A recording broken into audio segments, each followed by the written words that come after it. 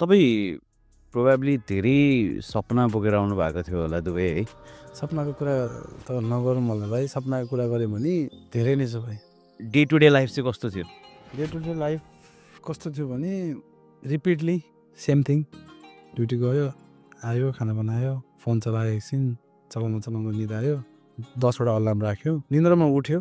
घरमा कसरी सुत्ने बानी यहाँ कस्तो बिहान अलार्मले जबरजस्ती उठाउँछ। ड्युटी 8 घन्टा हो, तर सेक्युरिटीले 4 घन्टा ओभरटाइम गर्नै पर्ने। मतलब एभ्रिडे 12 दिन ड्युटी गर्नै पर्ने। वासरुमलाई अब रेस्टरुम पनि भन्छ नि त। रेस्टरुम किन भन्दो रहेछ भन्ने कुरा मैले दुबई आएर थाहा भएको। खुट्टा धेरै दुखेर? खुट्टा दुख्यो, बस्न बोर भयो होइन। वासरुममा गयो, ढोका लाग्यो, बस्यो। दुबईले यति कुराहरू सिकायो भाइ होइन। 24 घन्टा न खाना न निन्द्रा, यो दुईटा बिना चाहिँ बाँच्न सिकियो। जुन चिज नेपालमा 2 घन्टा केही खानेकुरो पाएन भने घरमा झगडा गर्छ। अनि दाइ तपाईँले भन्नुभयो नि त्यो यसरी टाउकोमा चाहिँ पुरै टी सर्ट बेरेर अनि चस्मा लगाएर गयो भन्नुभयो नि होइन? त्यो चाहिँ कस्तो भने गर्मीमा घाम त्यस्तै होइन, त्यो ट्यान बस्दो रहेछ क्या। जस्तो कि तिमी घाममा काम गर्दाखेरि तिमीले लाइक डेली चाहिँ यो हाफ स्लिभ लुगा लगाएर काम गर्यो, 1 मन्थपछि तिमीले यस्तो त्यो स्लिभ हेर्दाखेरि चाहिँ तिम्रो डिफ्रेन्स देख्छ क्या। त्यहाँ ट्यान बस्यो हुन्छ। म फर्स्ट टाइम आएको बेलामा हराएको हराउँछ, जो पनि हराउँछ कि दुबई मल मान्छे जाने भनेको हराउन। गयो, हरायो, आयो, के गर्यो थाहा छैन। बुर्ज खलिफा याद छ, मेट्रोको त्यो टनल वे याद छ, फुटब्रिज, अरू केही पनि याद छैन। सोध्दै हिँड्यो फुड कोर्ट कहाँ छ, यो कहाँ छ, त्यो कहाँ छ। खुसी भयो म, ओहो दुबई मलमा ड्युटी गर्नु पाउने भयो यार। त्यो बुर्ज खलिफा पनि त त्यही छ नि त। ल हुन्छ भनेर खुसी भएर गएँ, सुतेँ। भोलिपल्ट यति बजीतिर जा भन्नु टाइम दिएको थियो, टाइममा उठेँ। I was very excited. Night duty थियो, गयो, गाडीले छोडिदियो। तिम्रो गाडीले अब दुबई मल चाहिँ फेरि यति ठुलो छ कि गाडीले पार्क गरेर एक ठाउँमा उतार्यो, त्यहाँबाट चाहिँ लोकेसन पुग्न पनि 10-15 मिनट लाग्ने लाग्छ। मलाई चाहिँ फेरि सेफ भने चाहिँ आर्मी जस्तै लाग्छ कि होइन। अब कमी 3 भनिरहेको छ, कमी 2, कमी 1 भनिरहेको छ, पुरा रेस्पेक्ट छ होइन। एउटा सल्युट मात्रै नहान्ने हो, बाँकी सबै मलाई आर्मी जस्तै लाग्छ। डिसिप्लिन सेम त्यस्तै मेन्टेन गर्नुपर्छ होइन। तपाईँ सिडिपी जस्तो पोस्टमा हुनुहुन्छ नि होइन, तपाईँले फर्केर हेर्ने बेलामा तपाईँको सिक्युरिटी गर्ने बेलाको टाइम छ नि, त्यहाँबाट चाहिँ तपाईँले एउटा कुरा के सिक्नुभयो? एउटा कुरा भन्नुपर्दा पेसेन्स धेरै सिकेँ। पेसेन्स, धैर्यता धेरै सिकेँ। 12 घन्टा एकै ठाउँमा चाहिँ स्ट्यान्डिङ भएर चाहिँ काम गर्नु पर्दाखेरि त्यो सहनु, त्यो फेस गरेर आउनु भनेको नै पेसेन्स हो क्या। तपाईँ प्रोबाब्ली धेरै सपना बोकेर आउनु भएको थियो होला दुबई है? सपनाको कुरा त नगरौँ होला भाइ। सपनाको कुरा गऱ्यो भने इट्स धेरै नै छ भाइ। धेरै ठुलो सपना बोकेर आउनु भएको थियो, तर जस्तै अब तपाईँ सेक्युरिटी गार्डमा आउनुभयो नि होइन, हजुरको चाहिँ त्यो डे टु डे लाइफ चाहिँ कस्तो थियो? डे टु डे लाइफ कस्तो थियो भने रिपिटली सेम थिङ। ड्युटी गयो, आयो, खाना बनायो, फोन चलायो, एकछिन चलाउँदा निद आयो, 10वटा अलार्म राख्यो, every 2 minutes there is another alarm. Alarm सुन्यो, निन्द्रामा उठ्यो, भाग्यो। त्यो गाडीमा हुन्थ्यो क्या तिम्रो ग्रुमिङ्सको काम चाहिँ। अनि रेडी भयो, गाडीमा निदाउने, एभ्रिडे त्यस्तै हुन्थ्यो। ट्राभलिङ छोड, सुत्यो, बिहान चाँडो जानु छ ड्युटी। टाइम एउटा हुन्छ 5 बजे 4 बजे, तल गाडी कुरेर बस्छ तिम्रो होइन। निन्द्रामा उठ्यो, घरमा कसरी सुत्ने बानी यहाँ कस्तो बिहान अलार्मले जबरजस्ती उठाउँछ। एभ्री चाहिँ त्यो साउन्डले तिमीलाई स्ल्याप दिन्छ क्या। जबरजस्ती निन्द्रामा उठ्यो, उठेर चाहिँ निन्द्रामा लुगोसुगो उठायो, लगायो, जति भ्याउँछ गऱ्यो, तल गयो, गाडी हुन्छ बसिरहेको। गाडीमा तिमीले 2 मिनट तिमी ढिलो गयो भने गाडीले तिमीलाई कुर्दैन, दौडिनुपर्छ। कहिलेकाहीँ चाहिँ अब गाडी गएपछि फर्किँदैन, कम्प्लेन पनि आउँछ, यो मान्छे चाहिँ ढिलो आयो भनेर। अर्को कुरा, मलाई लोकेसनमा टाइममा पुग्नु छ, मेरो ड्युटी प्लेसमा साइटमा टाइममा पुग्नु छ। कसरी हुन्छ, बस चढ्ने कि ट्याक्सी चढ्ने कि मेट्रो चढ्ने, चढेर जाऊ। अनि दाइ तपाईँले भन्नुभयो नि त्यो यसरी टाउकोमा चाहिँ पुरै टी सर्ट बेरेर अनि चस्मा लगाएर गयो भन्नुभयो नि होइन? त्यो चाहिँ कस्तो भने गर्मीमा घाम त्यस्तै होइन, त्यो ट्यान बस्दो रहेछ क्या। जस्तो कि तिमी घाममा काम गर्दाखेरि तिमीले लाइक डेली चाहिँ यो हाफ स्लिभ लुगा लगाएर काम गर्यो, 1 मन्थपछि तिमीले यस्तो त्यो स्लिभ हेर्दाखेरि चाहिँ तिम्रो डिफ्रेन्स देख्छ क्या। त्यहाँ ट्यान बस्यो हुन्छ। अनि त्यो ट्यान बस्छ भनेर चाहिँ सबै एभ्री सिङ्गल पार्ट अफ यो फेस, हात चाहिँ कभर गरेर पेट्रोलिङ गर्दो रहेछ।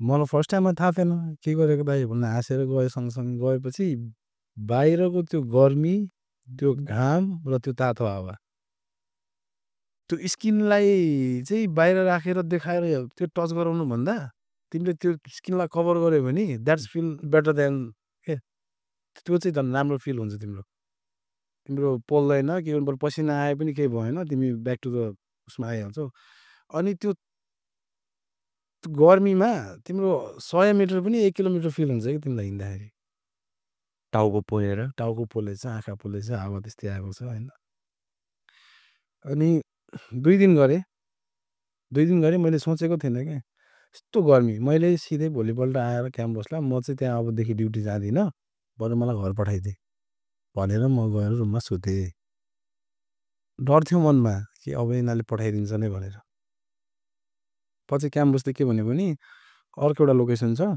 दुबई मल त्यहाँ चाहिँ त ड्युटी गर अन्डर आर्मर भन्ने सप थियो खुसी भयो म ओहो दुबई मलमा ड्युटी गर्नु पाउने भयो यार त्यो बुर्ज खलिफा पनि त त्यहीँ छ नि त ल हुन्छ भनेर खुसी भएर गएँ सुतेँ भोलिपल्ट यति बजीतिर जा भन्ने टाइम दिएको थियो टाइममा उठेँ I was very excited night duty थियो गयो गाडीले छोडिदियो तिम्रो गाडीले अब दुबई मल चाहिँ फेरि यति ठुलो छ कि गाडीले पार्क गरेर एक ठाउँमा उतार्यो त्यहाँबाट चाहिँ लोकेसन पुग्न पनि 10-15 मिनट लाग्ने लाग्छ अनि फर्स्ट टाइम आएको बेलामा हराएको जो पनि हराउँछ कि दुबई मल मान्छे जाने भनेको हराउन गयो हरायो आयो के गर्यो थाहा छैन बुर्ज खलिफा याद छ मेट्रोको त्यो टनल वे याद छ फुटब्रिज अरू केही पनि याद छैन सोध्दै हिँड्यो फुड कोर्ट कहाँ छ यो कहाँ छ त्यो कहाँ छ अनि नाइट ड्युटी काम खासै केही पनि थिएन मेरो चाहिँ त्यहाँ रिनोभेसन चल्दै थियो अन्डर आर्मर चाहिँ अलिकति ठुलो बनाउँदै थियो अनि मनमा चाहिँ एउटा डर हुँदो रहेछ क्या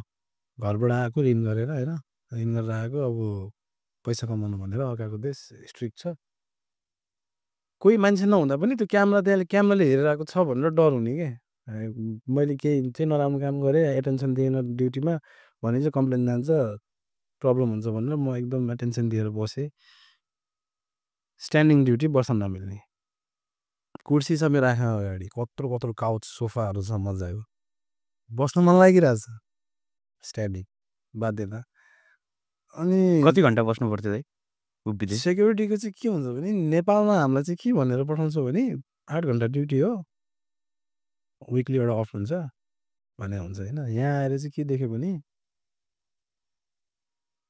ड्युटी 8 घन्टा हो तर सेक्युरिटीले 4 घन्टा ओभरटाइम गर्नै पर्ने मतलब एभ्रिडे 12 दिन ड्युटी गर्नै पर्ने छुट्टी छैन छुट्टी भन्ने चिज के हो 6 महिना म बिना छुट्टीको काम गरेको 6 महिना बिना छुट्टीको काम गरेको स्ट्यान्डिङ ड्युटी मैले कहिले एक्सपिरियन्स गरेको थिएन ड्युटी गर्दा गर्दा खुट्टा दुखेर मैले दुबईमा आएर एउटा कुरा के बुझेँ भने वासरुमलाई अब रेस्टरुम पनि भन्छ नि त रेस्टरुम किन भन्दो रहेछ भन्ने कुरा मैले दुबई आएर थाहा पाएको खुट्टा धेरै दुखेर खुट्टा दुख्यो बस्न बोर भयो होइन वासरुममा गयो ढोका लाग्यो बस्यो तिमीलाई चाहिँ प्रेसर छैन त्यही पनि तिमी गएर बस्यो त्यो रेस्ट गर्ने ठाउँ भएको भएर चाहिँ रेस्टरुम भन्दो रहेछ भन्ने कुरा जबबाट थाहा पायो दुबई आएर जतिखेर एभ्री 15 मिनट्स 20 मिनट्स या 1 घन्टा नाइट ड्युटी त्यस्तै एटेन्सन दिनु नपर्ने वासरुम गयो बस्यो त्यसपछि टाइममा कल पनि आउँथ्यो क्या तँ चाहिँ कहाँ हो क्यामेरामा त तँलाई देखेन भनेर पनि फोन आउँथ्यो अनि अर्को चाहिँ दुःख के थियो भने भोक लाग्छ टिफिन लिएर आएको छ खानु पर्यो दुबई मल यत्रो ठुलो कहाँ खाने थाहा छैन फुड कोर्ट कुन दुनियाँमा हो थाहा छैन अनि क्लिनर भाइहरूको चाहिँ पछाडि लागेर म चाहिँ सर्भिस कोरिडोर हुन्छ क्या सर्भिस कोरिडोर भनेको चाहिँ जति पनि स्टाफहरू हिँड्ने सबै त्यो स्टाफहरूको लागि बनाएको चाहिँ सर्भिस बाटो हुन्छ त्यहाँ बाटोमा चाहिँ गएर न बस्ने ठाउँ छ न खाने ठाउँ छ न केही यत्तिकै खडे जे लिएर आएको थियो त्यो खडे खाना खानुपर्ने खाना खाँदाखेरि मैले मेरो आँखा गयो कुनातिर यसो हेरेको कुनामा एउटा सिसिटिभी रहेछ ओहो यसले त मलाई त खाना खाएको देख्यो म त बर्बाद भएँ जति खाएको थियो त्यति सबै प्याक गरेर फेरि वासरुम गएर सबै क्लिन गरेर आएर ड्युटीमा बसेँ अनि त्यहाँ जुन दुबई मलमा म जेमा ड्युटी गरेको थियो त्यसमा चाहिँ अन्डर आर्मरको जुत्ताहरू पाउने कपडाहरू पाउने होइन मैले त्यो कपडा हार्न जुत्ता हार्न चाहिँ मेरो स्यालेरी देखेँ कि भाइ कति थियो दाइ 2500 होइन अब 2200 स्यालेरीमा आएको जुत्ताको दाम चाहिँ 2500 जुत्ता मन परिरहेको छ दुबई यस्तो ठाउँ रहेछ कि भाइ हाम्रो एउटा चाहिँ लग्जरीको लागि मान्छे यति क्रेज रहेछ कि तिम्रो जुन लगानी भनेर हामीले चिन्छ नेपालतिर 10 लाख 5 लाख 15 लाख त्यहाँ यहाँनिर दुबईमा चाहिँ मान्छेले एउटा सकको लागि चाहिँ त्यति खर्च गरेर सामानहरू किन्ने रहेछ मैले एउटा चस्मा देखेँ 3000 प्लसकै एकचोटि मेरो चाहिँ दुबई मलमै वर्साचीमा ड्युटी परेको थियो वर्साची पनि लग्जरी ब्रान्ड भयो त्यहाँनिर ड्युटी पर्दाखेरि चाहिँ मैले पर्फ्युम कपडाहरू सुजहरू टी सर्टहरू सबै थियो होइन एक दिन चाहिँ मैले आर्ट गरेँ कि म नि दुबईमा छु यार पैसा कमाएको छु काम गरेको छु म नि लग्जरी लगाउँछु भनेर आर्ट गरेर मैले एउटा फेस मास्क निकालेँ त्यो स्टाफलाई भनेर निकालेर दियो होइन bro I want by this भन्नु मैले भनेँ प्राइस सोधेँ मैले फेस मास्कको 600 दिराम नेपाली 20,000 दिराम अब त्यस्तै टी सर्ट सुज अलिकति इम्पोर्टेन्ट चिज भएको भए मैले सायद आर्ट थियो होला होइन तर एउटा फेस मास्कको लागि मैले 600 दिराम पे गर्नु पर्दाखेरि चाहिँ मलाई त्यो हिम्मत आएन कि किन्नै सकिनँ हुँदैन यति महँगो अनि सेक्युरिटीमा आउँदा के थियो भने कम्पनीले एकोमोडेसन दिने ट्रान्सपोर्टेसन दिने खाना आफैले बनाउने खाने के बनाउनुहुन्थ्यो दाइ युजली खर्चहरू चाहिँ कति आउँथ्यो होइन अनि खर्च नेपालीहरूको चाहिँ के थियो भने त्यो बेला हाम्रो टाइममा चाहिँ काम गर्ने मान्छेहरूले हिसाब गर्दाखेरि चाहिँ खानालाई चाहिँ 300ले पुग्छ भनेर हाम्रो एउटा माइन्ड मेकअप हुन्थ्यो होइन मैले दुबई आएको फर्स्ट मन्थ भाइले तिमीले विश्वास गर्दैन होला होइन 78 दिनमा मैले 1 महिना चलाएको आई वाज इन डेप्थ होइन 78 दिरम त दाइ अहिले 3टा कफी लियो भने जान्छ आउँदैन 3टा कफी पनि स्टारबक्समा चाहिँ आउँदैन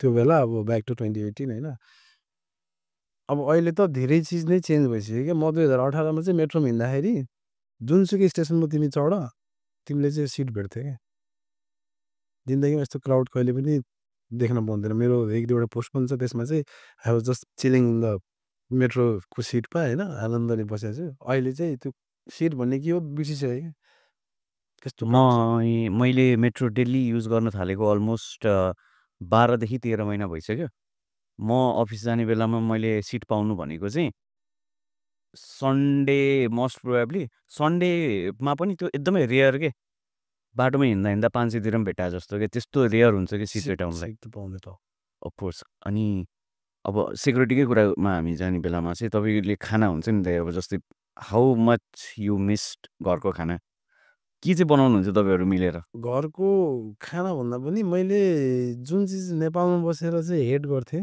म खान्न यो त्यो चिज मैले यहाँनिर चाहिँ आई स्टार्ट लभिङ इट के मुलाको अचार मैले घरमा जिन्दगी खाएन मम्मीले मुलाको अचार खा भन्दाखेरि म खाँदिनँ मलाई मन पर्दैन हुँदैन यो यहाँ दुबईमा मैले फर्स्ट टाइम मुलाको अचार देख्दाखेरि like I almost cried inside के भित्रभित्रै ओहो यो त घरको खाना हो यार यो त घरमा नेपालमा बनाएको मुलाको अचार हो भनेर 6 महिना भाइ मलाई होमसिकले छोडेन 6 महिना 6 महिना म यस्तो स्लिम थिएँ कि म 29 वेस्ट मेरो थियो त्यो बेला साइज होइन अनि फर्स्ट टाइम आउँदाखेरि त्यो हुँदो रहेछ क्या जुन एट्याचमेन्ट घरमा छ होइन जुन फ्रिडम घरमा थियो होइन जुन माया जुन सबै चिज पाउँथ्यो घरमा त्यो यहाँ छैन दुबईले यति कुराहरू सिकाए भाइ होइन 24 घन्टा नखाना ननिन्द्रा यो दुईटा बिना चाहिँ बाँच्न सिकियो जुन चिज नेपालमा 2 घन्टा केही खानेकुरो पाएन भने घरमा झगडा गर्थ्यो खानाको कुरा गर्दाखेरि सागसब्जी कहिले मन नपर्ने हरियो परियो मन नपर्ने सेलेक्टेड आइटम मात्र मन पर्थ्यो यहाँनिर मलाई करेला एकदमै मन नपर्ने त्यो करेला खान पाउँदाखेरि पनि यहाँनिर चाहिँ खुसी लाग्थ्यो के भोक र खाना स्वादको फरक यहाँ आएर बुझ्यो नेपालमा स्वाद मिठो लाग्थ्यो यहाँनिर भोक मिठो लाग्ने पेटमा जान हाल्न पाए पुग्यो के त्यो डिफ्रेन्स के अनि दाइ तपाईँको यो सेक्युरिटी गार्डको एक्सपिरियन्समा चाहिँ होइन तपाईँले चाहिँ भनौँ न अहिले फर्केर हेर्ने बेलामा अहिले चाहिँ तपाईँ एउटा धेरै ठुलो रेस्टुरेन्टको सिडिपी जस्तो पोस्टमा हुनुहुन्छ होइन जुन भनेको चाहिँ अब मलाई चाहिँ फेरि सेफ भने चाहिँ आर्मी जस्तै लाग्छ कि होइन अब कमी 3 भनिरहेछ, कमी 2, कमी 1 भनिरहेछ, पुरा रेस्पेक्ट छ होइन। एउटा सल्युट मात्रै नहान्ने हो, बाँकी सबै मलाई आर्मी जस्तै लाग्छ। डिसिप्लिन सेम त्यस्तै मेन्टेन गर्नुपर्छ होइन। तपाईँ सिडिपी जस्तो पोस्टमा हुनुहुन्छ नि होइन, तपाईँले फर्केर हेर्ने बेलामा तपाईँको सिक्युरिटी गर्ने बेलाको टाइम छ नि, त्यहाँबाट चाहिँ तपाईँले एउटा कुरा के सिक्नुभयो?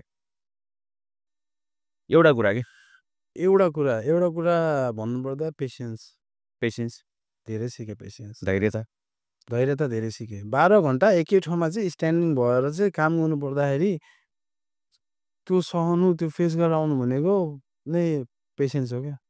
हाम्रो बारेमा भन्नुपर्दाखेरि चाहिँ हामीले नमस्ते सबैजनालाई, म चाहिँ प्रमिस। नमस्ते सबैजनालाई, म चाहिँ सङ्गीत।